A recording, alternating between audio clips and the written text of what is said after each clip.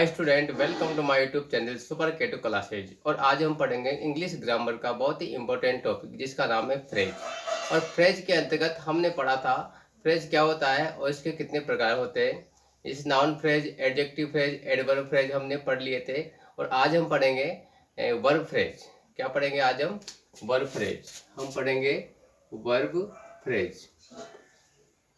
Verb phrase. तो सबसे पहले हम देखते हैं कि वर्ब फ्रेज क्या होता है। What is a verb phrase? Verb phrase क्या होता है? What is a verb phrase? सबसे पहले हम देखेंगे what is a verb phrase, फिर how to identify of verb phrase को कैसे आइडेंटिफाई करेंगे। सबसे पहले देखेंगे हाउ identify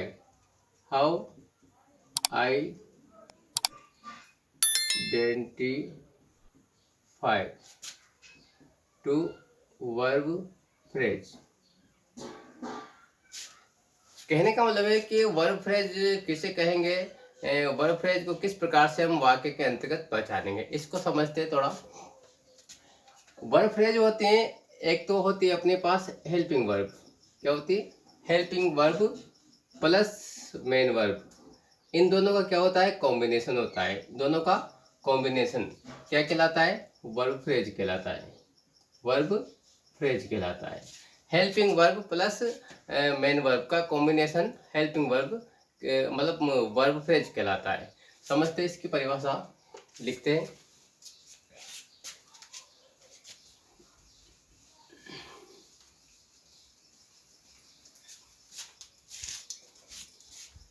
definition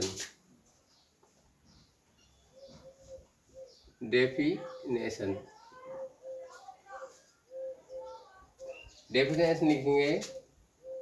A verb phrase is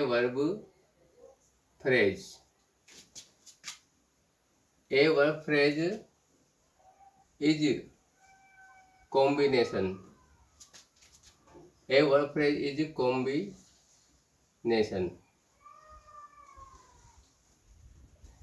A verb phrase is a combination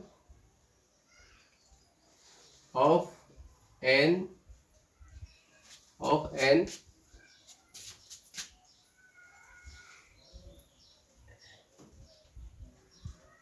auxiliary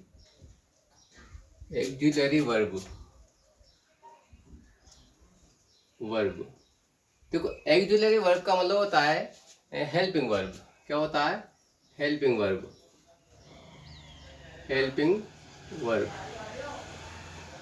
A verb phrase is a combination of an auxiliary verb and action verb.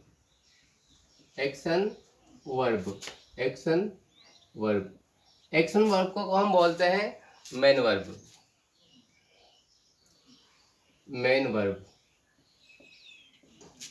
in a sentence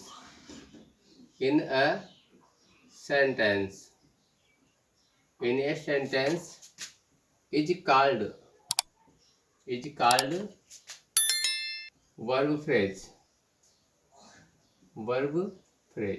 कहने का मतलब ये है कि वर्ब फ्रेज होता है helping verb plus main verb का combination कहलाता है। मेन मतलब फ्रेज वर्ब कहलाता है।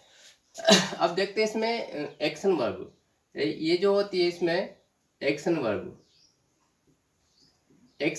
क्या करती है? इसमें एक्शन वर्ब करती है मेन वर्ब को इसमें जो एक्शन वर्ब होती है, एक्शन वर्ब मेन वर्ब को इंडिकेट करती है। किसको करती है? मेन वर्ब को इंडिकेट करती है। कैसे? एक्शन वर्ब क्या होती है? Main verb. और मेन वर्ब क्या होती है? जैसे गो, कम, रीड, राइट, ये क्या है? मेन वर्ब है।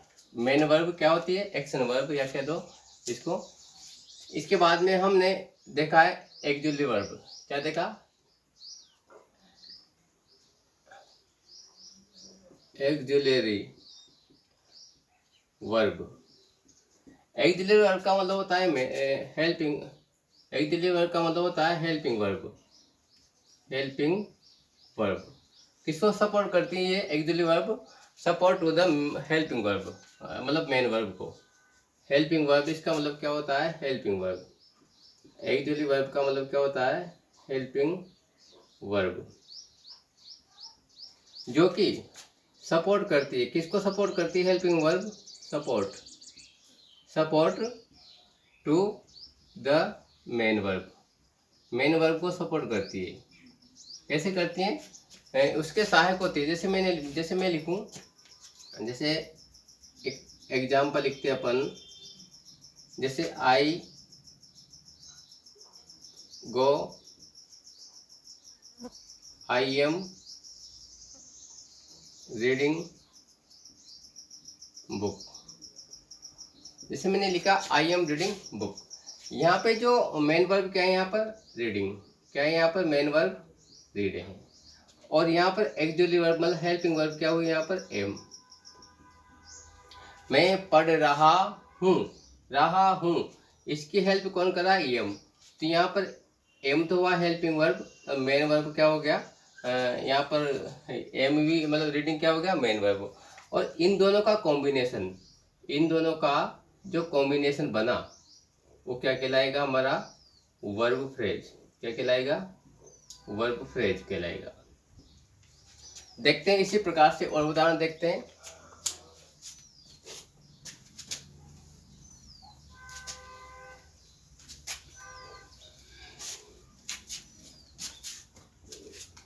जैसे एग्जाम्पल और उदाहरण देखते हैं। I have been teaching. I have been teaching for 2 hours। मैं 2 घंटे से पढ़ा रहा हूँ। तो यहाँ पे इस सेंटेंस के अंतर्गत देखो हेल्पिंग वर्ब क्या है? Have been. हेल्पिंग वर्ब क्या हुआ है यहाँ पर? Have been. मेन वर्ब क्या है यहाँ पर? टीचिंग। मेन वर्ब क्या है? टीचिंग। और ये पूरा helping verb plus main verb, तो ये पूरा का पूरा क्या कहलाएगा? ये पूरा का पूरा हैव बीन टीचिंग क्या कहलाएगा अपना? ये कहलाएगा वर्ब फ्रेज। क्या कहलाएगा? Verb phrase. जैसे मैंने लिखा we are going to market. अब इस सेंटेंस के अंतर्गत हेल्पिंग वर्ब, मेन वर्ब, तो ये जो दोनों का कॉम्बिनेशन बना ये क्या कहलाएगा? यहाँ पर वर्ब फ्रेज कहलाएगा। क्या कहलाएगा? ये वर्ब फ्रेज कहलाएगा। इसी प्रकार से my mother is cooking food. My mother is cooking food, मेरी माँ खाना बना रही है। तो यहाँ पर जो मेन वर्ब क्या है? बना रही है। मेन वर्ब क्या है? कुकिंग। और इज क्या है? Helping verb. और इन दोनों का कॉम्बिनेशन क्या कहलाएगा? वर्ब फ्रेज कहलाएगा। क्या कहलाएगा? वर्ब फ्रेज कहलाएगा। इस प्रकार से और भी उदाहरण समझते हैं।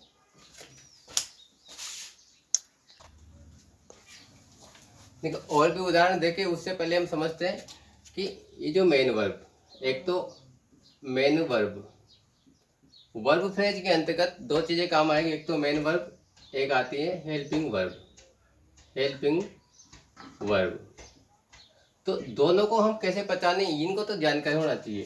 तो मेन वर्ब क्या क्या होती है? गो, कम, रीड, टीच, इस प्रकार की जो फॉर्म में आएगी तो मेन वर्ब कहलाएगी। और इसकी जो हेल्पिंग वर्ब होती है कौन कौन से होती है ये भी हमें जानकारी होना चाहिए। जैसे is, am, are, was, were, have been, has been, have.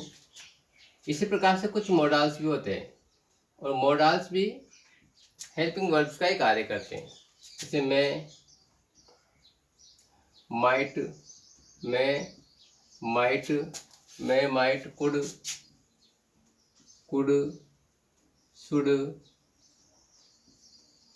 Can. इस प्रकार से कुछ मोडाल्स भी होते हैं जो हेल्पिंग वर्ब्स में काम आते हैं। यदि किसी भी वाक्य में ये हेल्पिंग वर्ब्स दिखे और मेन वर्ब दिखे तो पूरा का पूरा कॉम्बिनेशन क्या कहलाएगा? वर्ब फ्रेज कहलाएगा। अभी हमने देखा कि वर्ब फ्रेज को किस प्रकार से आइडेंटिफाई किया जाता है और इसकी क्या डेफिनेशन है कि एज हेल्पिंग वर्ब और मेन वर्ब का कॉम्बिनेशन तो क्या कहलाएगा? वर्ब फ्रेज कहलाएगा। लेकिन वाक्य के अंतर्गत एक से अधिक हेल्पिंग वर्ब्स भी आती है और उनके बीच में कुछ नॉट नेगेटिव पॉजिटिव सेंटेंस भी होते हैं, तो उनको भी हम देखते हैं किस प्रकार से हम देखते हैं टाइप्स ऑफ वर्ब फ्रेज के प्रकार। टाइप्स ऑफ वर्ब फ्रेज कहने का मतलब वर्ब फ्रेज के प्रकार से मतलब ये है कि वन मेन वर्ब्स क्या, जैसे पहला है one helping verb and one main verb. कहने का मतलब ऐसे वाक्य जिनमें एक ही हेल्पिंग वर्ब हो और एक ही मेन वर्ब हो, तो वो इस तरह से आएंगे जैसे आई एम ईटिंग फूड। तो इस वाक्य में हेल्पिंग वर्ब भी क्या है? एक है और मेन वर्ब भी क्या है? एक ही है। तो इस तरह का जो वर्ब फ्रेज होगा वो one helping verb one main verb वाला कहलाएगा। इसी प्रकार से जैसे दूसरा यू आर क्रेजी बॉय। यहाँ पर एक ही हेल्पिंग वर्ब है और यहाँ पर एक मेन वर्ब है, तो ये पूरा क्या हुआ? एक वर्ब फ्रेज कहलाएगा। इसी प्रकार से आते हैं two helping verb and one main verb.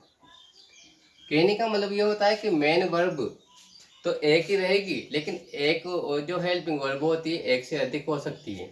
तो यहाँ पर मेन वर्ब तो प्रत्येक सेंटेंस में एक ही रहती है, लेकिन हेल्पिंग वर्ब दो भी हो सकती है। जैसे मैं लिखूँ I have been reading since morning. जैसे मैंने लिखा इस वाक्य में मैं सुबह से पढ़ रहा हूँ, इस वाक्य में एक तो ये और एक ये, तो दो तो क्या हो गई? इसमें हेल्पिंग वर्ब हो गई और एक क्या हो गई है? मेन वर्ब हो गई। तो ये पूरा का पूरा क्या कहलाएगा? Verb phrase. कौन सा? दो हेल्पिंग वर्ब और एक मेन वर्ब। इसी प्रकार से तीन भी होती है। इसी प्रकार से three helping verbs and one main verb. इसके बाद में three helping verbs and one main verbs. इसके बाद में देखते हैं कि तीन हेल्पिंग वर्ब्स आए और एक मेन वर्ब आए, तो उसको किस प्रकार से आइडेंटिफाई करेंगे? देखिए, they must have been working. यहाँ पे एक तो मस्ट जो कि एक मोडाल से हेल्पिंग वर्ब के अंतर्गत इसको गिना जाता है। हैव बीन, तो यहाँ पे कितनी हेल्पिंग वर्ब्स आ रही है? तीन हेल्पिंग वर्ब आ रही है यहाँ पर। मेन वर्ब क्या है? वर्किंग। तो इन तीन चारों का कॉम्बिनेशन क्या होगा? ये वर्ब फ्रेज कहलाएगा। क्या? Verb phrase. इस प्रकार से टाइप्स ऑफ वर्ब फ्रेज के अंतर्गत 1 helping verb, 2 helping verb, 3 helping verbs and 1 action verbs, इस प्रकार के सेंटेंस भी हमें देखने को मिलेंगे।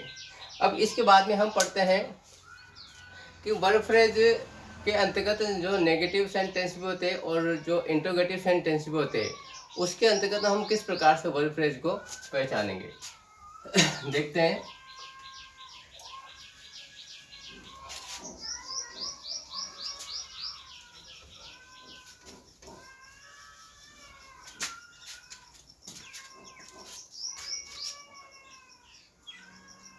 वर्ब फ्रेज कि वर्ब फ्रेज को किस प्रकार से पहचानेंगे। इन नेगेटिव एंड इंटरगेटिव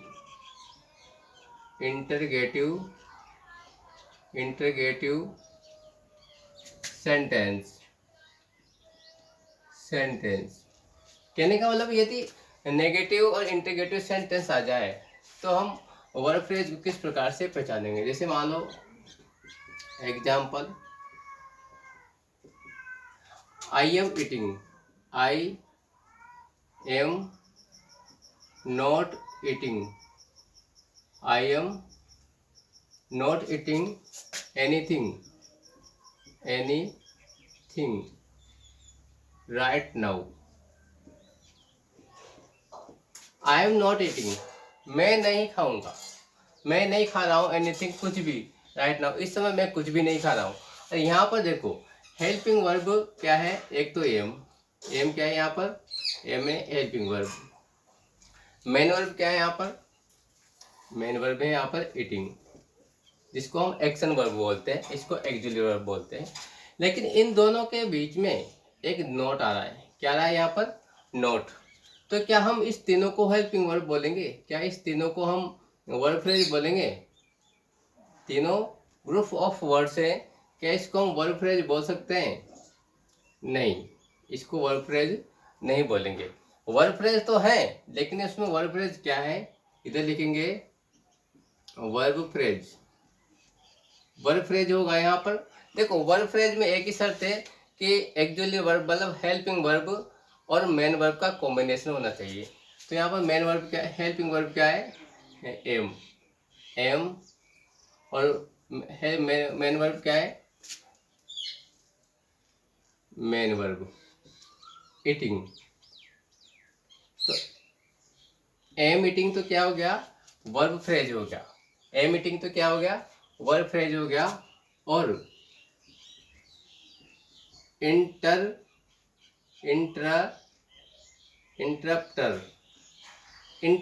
का अर्थ होता है बाधा पहुंचाने वाले, बाधा डालने वाले शब्द। तो इस अब इसमें बाधा कौन सा शब्द डाल रहा है, नोट। तो यहाँ पर नोट क्या हो गया, इंटरप्टर शब्द हो गया नोट, और फ्रेज तो क्या होगा, एम ईटिंग। इस प्रकार से दूसरा, राकेश हैज नॉट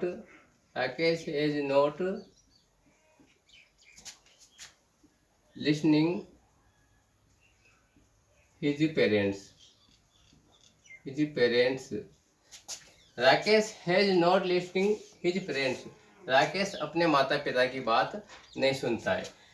तो यहाँ पे देखो हेल्पिंग वर्ब क्या है, यहाँ पर हेल्पिंग वर्ब है यहाँ पर हैज। हेल्पिंग वर्ब क्या है यहाँ पर, हैज। और लिसनिंग क्या हो गया यहाँ पर, मेन वर्ब हो गया। लेकिन क्या इन तीनों शब्दों का कॉम्बिनेशन, तीनों शब्दों का जो समूह है, क्या वर्ब फ्रेज कहलाएगा, नहीं। यहाँ पे जो वर्ब फ्रेज कहलाएगा, वर्ब फ्रेज क्या कहलाएगा यहाँ पर, एक तो हैज और लिसनिंग, और जो नोट है वो क्या कहलाएगा, इंटरप्टर। नोट क्या कहलाएगा यहाँ पर, इंटरप्टर कहलाएगा। नोट जो है इंटरप्टर कहलाएगा। इसी प्रकार से यदि इंट्रोगेटिव सेंटेंस आ जाए, यदि आ जाए, जैसे इंट्रोगेटिव सेंटेंस आ जाए, जैसे मान लो इसमें लिखा सी, ऐसे डाल दो यहाँ पे, पहला उदाहरण, दूसरा, तीसरा। सी, या इसको यूं लिखो, हैज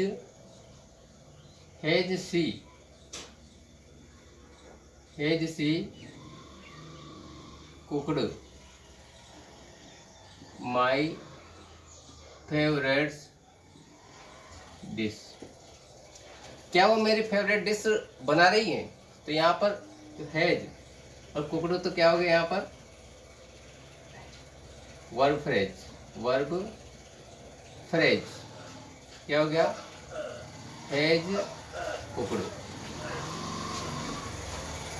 सी क्या हो गया यहाँ पर? इंटरप्टर।